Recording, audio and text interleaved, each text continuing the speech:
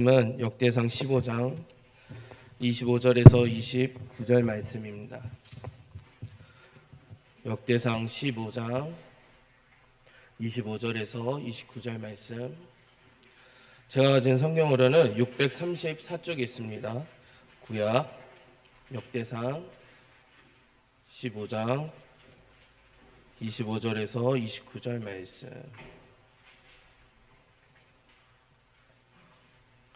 우리 다 찾으셨으면 한 절씩 교독하고 마지막 절을 합독하시도록 하겠습니다.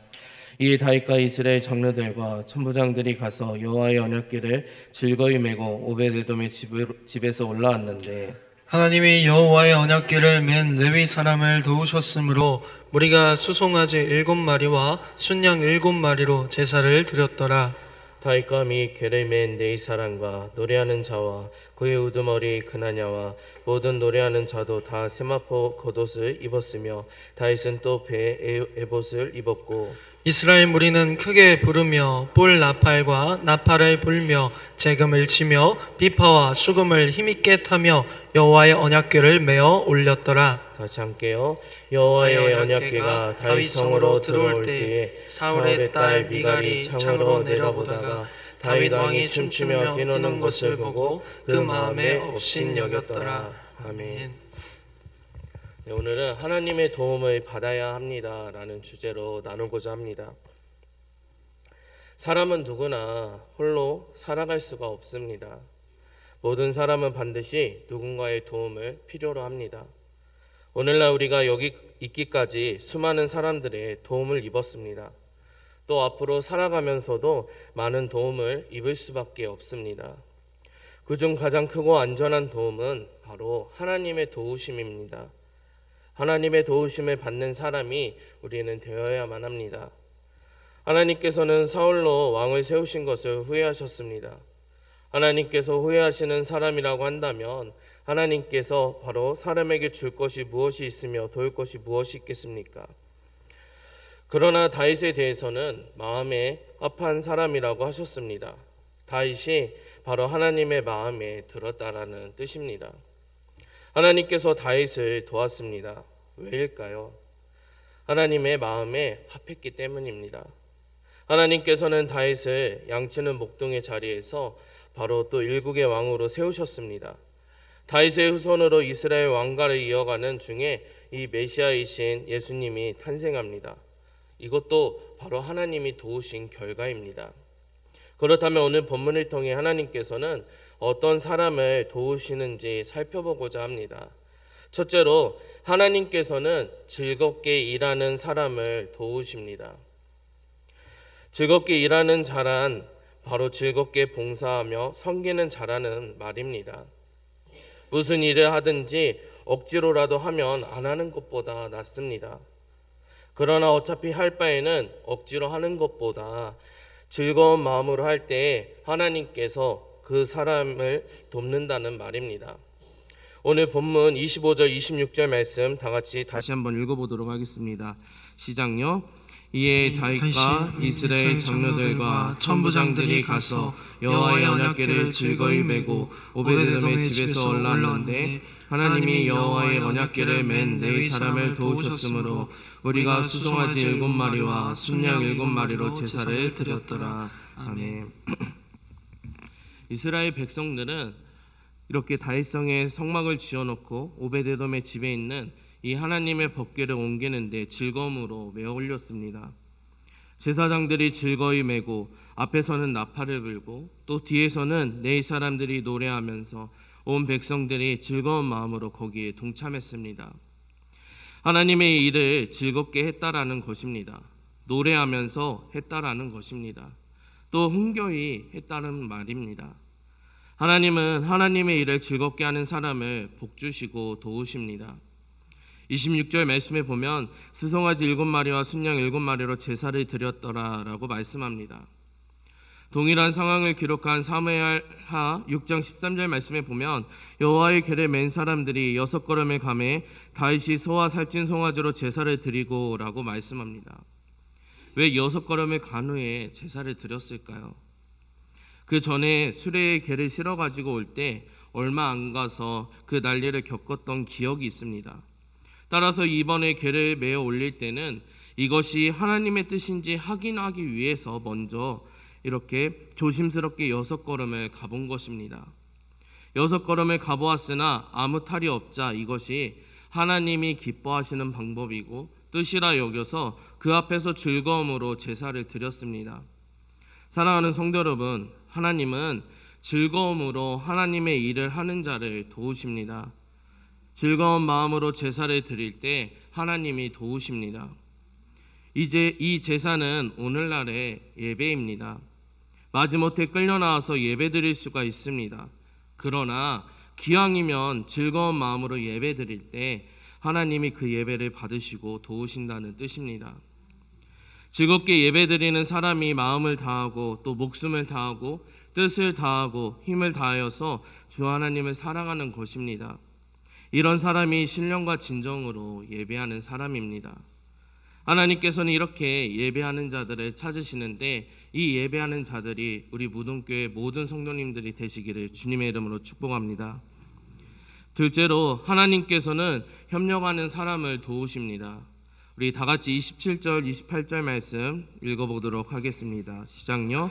다윗과 및 궤를 맨 레위 사람과 노래하는 자와 그의 우두머리 그나냐와 모든 노래하는 자도 다 세마포 겉옷을 입었으며 다윗은 또 배에 옷을 입었고 이스라엘 무리는 크게 부르며 뿔나팔과 나팔을 불며 재금을 치며 비파와 수금을 힘있게 타며 여호와의 언약궤를 메어 올렸더라. 아멘. 이 말씀은 각계각층의 이런 사람들이 하나가 되어 함께 힘을 모아 바로 이랬다라는 것입니다. 전도서 4장 12절 말씀에 보면 한 사람이면 패하겠거니와 두 사람이면 맞설 수 있나니 세 겹줄은 쉽게 끊어지지 아니하느니라 라고 말씀합니다. 함께 협력할 때에 하나님이 도우셔서 할 일을 다 할 수가 있습니다. 본문을 보면 왕이 앞장서고 그 뒤에 궤를 맨 네 사람과 노래하는 자들이 함께하고 또 이스라엘의 장로들과 천부장 그리고 이스라엘 백성들이 참여했습니다. 모든 사람들이 하나님의 일인 것처럼 이를 자기 일처럼 생각하고 협력했습니다. 무슨 일이든 하나가 되어 하는 일은 보기에도 아름답고 최고의 능력을 나타낼 수가 있습니다. 하나같이 협력해서 일하는데 거기에 하나님의 도움까지 있으면 못할 일이 무엇이겠습니까?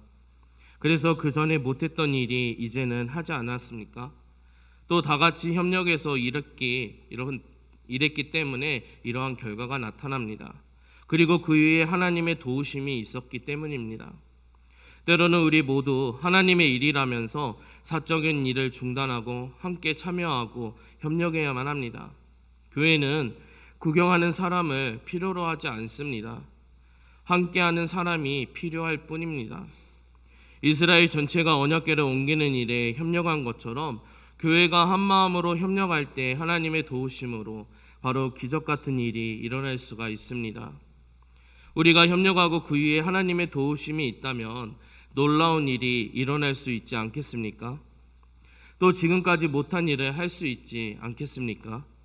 바로 다윗이 앞장서고 또 온 백성들이 협력하다 보니 지금까지 못한 일을 하지 않았습니까? 이처럼 함께 협력할 때 하나님이 도우십니다. 우리 무덤교회가 모든 성도들이 한마음 한뜻으로 이렇게 협력할 선을 이루는 저희 모두가 되기를 소망합니다. 셋째로 하나님께서는 열심을 다하는 사람을 도우십니다. 옛말에 하늘은 스스로 돕는 자를 돕는다라는 말이 있습니다. 이처럼 하나님은 열심을 다하는 사람을 도우십니다. 하나님은 열심 있는 분이십니다.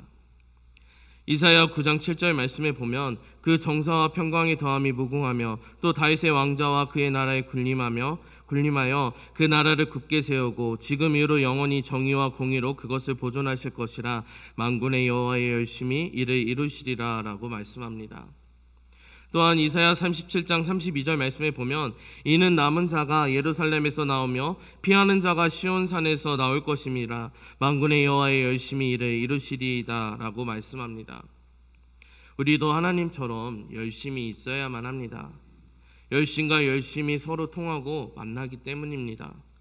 오늘 본문 29절 말씀에 보면 여호와의 언약궤가 다윗성으로 들어올 때 사울의 딸 미갈이 창으로 내다보다가 다윗 왕이 춤추며 뛰노는 것을 보고 그 마음에 업신여겼더라라고 말씀합니다.